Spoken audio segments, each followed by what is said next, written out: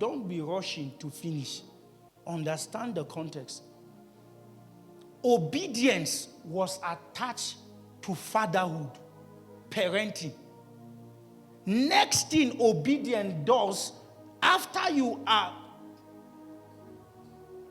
the one who doesn't have a parent, what is he called? An orphan. Right? Okay. The one whose parents are alive and then he was casted out of the family, what is he called?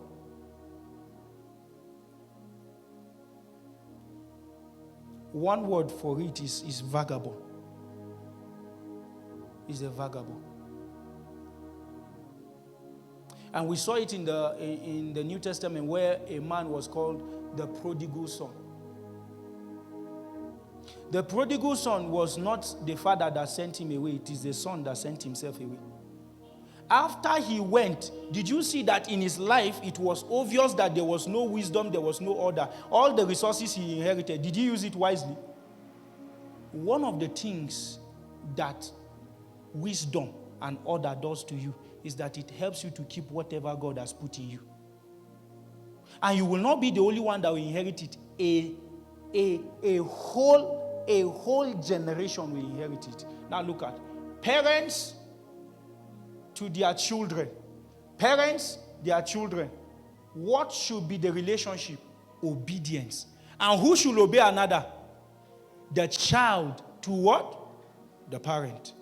Now, but it was given a condition. In the Lord. In who? In the Lord. That means there will be godly counsel that will come. And it must be given heed to. For this is right. Unless you study law, you won't understand the word right there. It's a legal statement that gives you jurisdictive inheritance.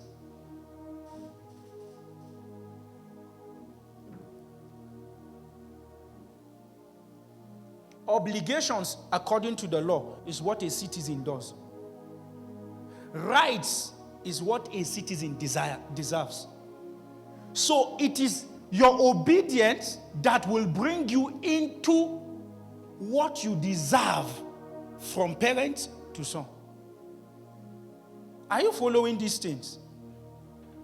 So do not think when you are committed to doing the things of God, when God is commanding you to live holy, God is commanding you to forgive, God is commanding you to live a life of giving, life of sacrifice, all those things God will be commanding you is not to destroy you. The end is to bring you to your right in Him.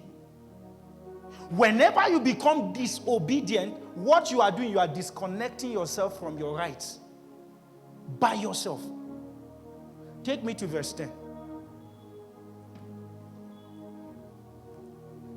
Are we getting blessed? Are we getting blessed? Now, when he said many things about sonship, the relationship between parents and their children, he tied it to the Lord. Then he came back to show us the enemy. Now, amongst the question I stated, there is what is we call, who is the enemy, right? One of the questions. Now, this is where I want to answer that question. I've answered that of the principle of the doctrine of the faith.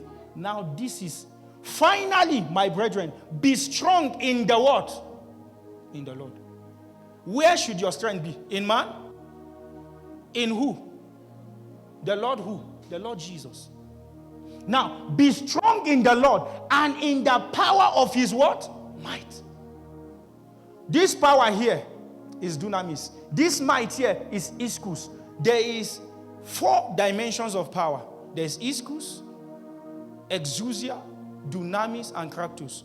All of the 4 were listed in this script. Be strong is one of them. That strength there is one of the dimensions of power. Power here is another dimension. Might here is another dimension. And all of this is tied to lordship. So there are dimensions of God you can never practice if you are living in disobedience. But who is the enemy now? Is it man or who? So let's go to the next verse. So we have been told who we must be strong on, right? On the Lord. why must our strength be relying on God? The reason is the next verse. He said, put on the whole armor of God. Now, after he said, be strong in the Lord and in the power of his might, so two things he commended to us: lordship and power. Have lordship, that means be leadable by God. Let God be your master. Next is that you must have power, ability from God, which is grace. Then the next thing is